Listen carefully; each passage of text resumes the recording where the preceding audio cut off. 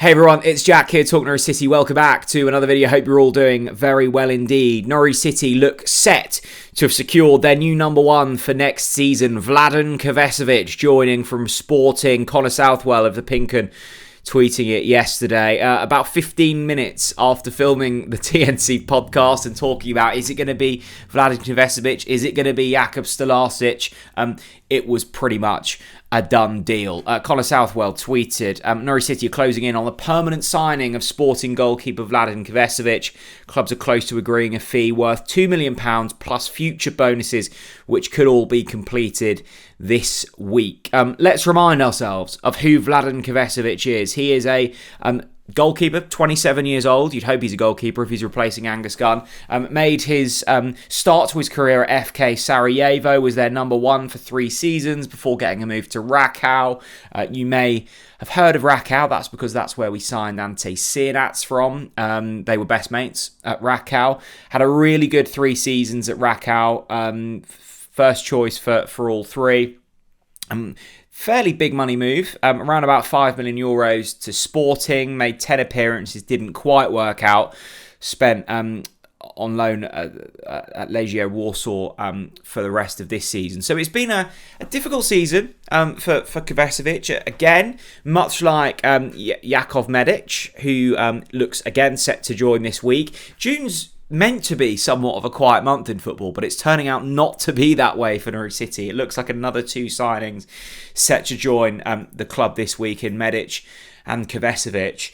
Again, another defensive area, this time a goalkeeper. We've got Medic joining, who's a defender. We've already signed Harry Darling. We'll get on to the other goalkeepers that we've signed shortly. But it looks like they're trying to wrap this up in terms of the goalkeeping position before the first pre-season game. That's in a couple of weeks, just over a couple of weeks' time, behind closed doors at the training ground against Northampton. Actually, if you look back to last season under Johannes Torup, I think I recall Ben Crescene joining during the training camp out in Austria. And that was only the second signing of that summer. So Norwich are trying to get their transfer business done early. It's clear that there's a rebuild that needs to happen here. But I like the fact that we're getting things done early. And in terms of profile of player, I keep talking about profile of player. Again, this fits the model of who we've signed so far. You would say that Vladan Kovacević, once highly rated, maybe struggled over the last season, fallen out of love at Sporting, worked briefly with Ruben Amorim at Sporting, and is needing to kind of rebuild his career slightly. Not completely, it's not been a complete disaster, but just get things back on track. You would say that's exactly the same with Medic, who had been great up until Ajax and maybe hadn't quite worked there. Got a loan move, probably to the wrong club in Bochum, ended up getting relegated from the Bundesliga. So you're having to sign players who've maybe not had the best last season because it enables you to get them for far cheaper. If Kovacevic had a brilliant first season at Sporting, having signed him for €5 million, you'd be looking at upwards of 10, I would have thought. So to get him for 2 plus a little bit of bonuses seems like a really good deal. We said that Norwich City were looking to overhaul the goalkeepers. That's exactly what they've done. They've already signed Dan Grimshaw, they've already signed Louis Molden, number 2, number 3, Kovacevic being the 1. You're probably going, well, what's happening to Vicente Reyes and George Long and Dan Barden? Well, one can only assume that they will be going this transfer window. We're certainly not going to be going into the start of the season with 7 goalkeepers, unless that's a new Liam Manning tactic of just filling the goal with goalkeepers. I don't think that's the case. I've not seen that deployed at Bristol City or MK Dons. So that seems to be what's happening. Let's take a quick look at a bit more detail of Kovacevic then. Going off the Pink 'Un, who've been brilliant reporting so far this transfer window. Kovacevic is expected to travel to England this week to put the finishing touches on the move. Barring any late hitches, he's set to become a permanent Norwich City player. Norwich have stepped up their pursuit of the new number 1 over the weekend. The negotiations with the Portuguese Giants have intensified as they seek to add Kovacevic to their squad ahead of pre-season. He's been a long-standing target for City's recruitment team and now looks poised to become the latest recruit as Norwich continue to revamp the squad under Liam Manning. Now, this next bit is the key bit. Kovacevic qualifies for a GBE and won't take up one of the Canaries' limited ESC slots, which would remain available for use over the summer. Now, I'm no expert in Brexit rules and regulations and work permits, etc., but I do know that it's important that we try and qualify for these GBE rules because you have a limited number of ESC slots. We still need to sign midfielders, attackers, and those slots are very hard to come by, so you can't be filling them up too freely and openly. So it's brilliant that Kovacevic qualifies for that GBE slot, because we've not got to worry about then having to manipulate other players into certain roles. So that's a big tick. Pinken also said that Leicester's Jakub Stalasic was also considered, but Kovacevic was thought to be City's primary target in a goalkeeper search that considered numerous options both domestically and abroad. It's difficult to say who's the better goalkeeper between him and Stalasic. You would say that Stalasic probably heads that race just through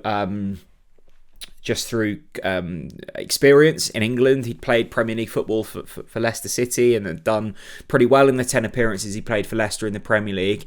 But Kovacevic has got a few years on him. He's had a pretty decent career up to now. He's been the number one for sort of 7 consecutive seasons across Sarajevo and Rakow. Didn't quite work at Sporting, but that's not to worry. If you look at some of Norwich's great signings over the years, Timu Pukki springs to mind, a player that had a flourishing career. The latest move hadn't quite worked. His market value had fallen through the floor. Norwich pick him up, get him in the right system again, revitalise him, good to go again. Also a key point here, Kovacevic previously played with City striker Ante Siernac. We mentioned that earlier at Rakow, where he first entered the radar of the Norwich recruitment team. There's something about Poland and Norwich City at the moment. He made over 100 appearances there, keeping 26 clean sheets over 57 games in his final 2 seasons. I like the fact he's good friends with Ante Siernac. Ante Siernac strikes me as a man that needs a bit of a hug sometimes, a bit of an arm around the shoulder, a mate around the place. He's still young, it's a new country, etc., etc. He had a good season last season, Ante Siernac, but it is likely that he could well be the main man leading the line for Norwich City this season. He's going to have to step up a little bit more if Norwich City want to achieve their targets of top 6 this season. Having someone round the place that knows Ante, that they're mates, that they can spend their free time together. They can go out for food. They can have a day trip in Great Yarmouth if they want. Can only help. And I like the fact that he first entered the radar a couple of seasons ago, 2-3 seasons ago, when Norwich were recruiting in that part of the world. So I like that. Kovacevic has played Europa Conference League. He played against Chelsea when they beat them for Legia Warsaw. So, he's played at high level. Has he got a mistake in him? Yes, of course. I'm sure you can find clips. I'm sure you can find montages of Vladan Kovacevic looking somewhat like George Long, but I'm sure that you could make Buffon look like George Long if you compiled the right clips. So I like the fact that we're getting the business done early. I like the fact that we're going out and signing the players that we want to sign, not that other teams are signing and then we're picking up the scraps. We're the ones that wanted to sign him. We've gone out, we've made a bid, we've got it done. I like that. I like that we did that with Harry Darling. I like that we've done that with Medic. I like that we're demanding top dollar for Borja Sainz, Josh Sargent, Marcelino Nunes. It's got quiet around Josh Sargent and Marcelino Nunes. That's because we're holding out for our prize. Will they go? Probably. Probably they will. But we do know if they do go, we're going to be getting top dollar for them, which I like. Vladan Kovacevic, we'll be speaking about him far more on the channel in the weeks to come. Welcome to Norwich City. Let me know your thoughts down in the comment section below. It was between him and it was between Jakub Stalasic of Leicester. Who were you wanting to sign? Are you happy? Are you slightly disappointed that we didn't get Stalasic? Are you slightly unhappy that we didn't get someone else? Maybe someone that's not been mentioned. Let me know down in the comment section below. Delighted to hear. Thanks for watching, everyone. Bye-bye.